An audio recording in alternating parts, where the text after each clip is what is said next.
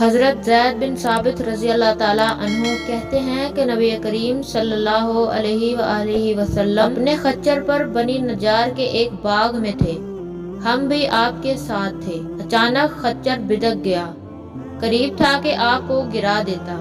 6، 5 یا 4 قبریں تھیں۔ آپ صلی اللہ علیہ وآلہ وسلم نے فرمایا، ان قبر والوں کو کون جانتا ہے؟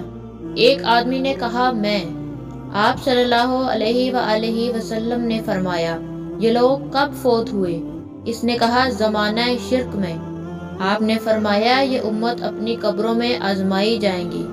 اگر مجھے اس بات کا خدشہ نہ ہوتا کہ تم اپنے مردے دفن نہ کرو گے تو میں اللہ تعالیٰ سے دعا کرتا کہ تمہیں بھی وہ عذاب قبر سنائے جو میں سن رہا ہوں۔ زید نے کہا، پھر آپ ہماری طرف متوجہ ہو گئے اور کہنے لگے، آگ کے عذاب سے اللہ کی پناہ مانگو۔ صحابہ کہنے لگے، ہم آگ کے عذاب سے اللہ کی پناہ میں آتے ہیں۔ آپ نے فرمایا، قبر کے عذاب سے اللہ کی پناہ مانگو۔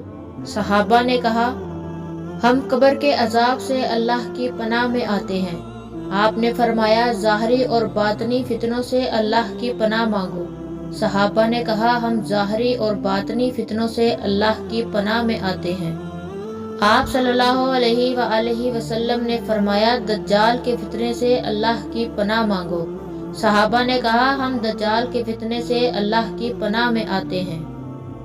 ابو سعید خدری رضی اللہ تعالیٰ عنہ کہتے ہیں کہ میں نبی کریم صلی اللہ علیہ وآلہ وسلم کے پاس آیا، آپ بخار میں تپ رہے تھے۔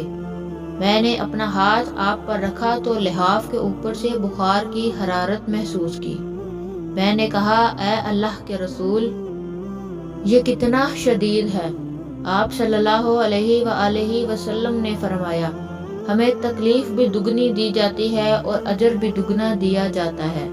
میں نے کہا، اے اللہ کے رسول، لوگوں میں سب سے زیادہ آزمائشیں کس پر آتی ہیں؟ آپ نے فرمایا، انبیاء علیہ السلام پر، پھر نیک لوگوں پر۔ کسی کو محتاجی میں آزمایا جاتا ہے، حتیٰ کہ اس کے پاس وہ چادر بچتی ہے جو اسے ڈھانپتی ہے، اور وہ آزمائش میں اتنا خوش ہوتا ہے جتنا تم میں سے کوئی بھی شخص خوشحالی میں مسرور ہوتا ہے۔ رسول اللہ صلی اللہ علیہ وآلہ وسلم نے فرمایا، اللہ اس شخص کے چہرے کو تر و تازہ رکھے جس نے میری حدیث کو سنا، اسے یاد کیا، اس کی حفاظت کی اور پھر اسے آگے بیان کیا۔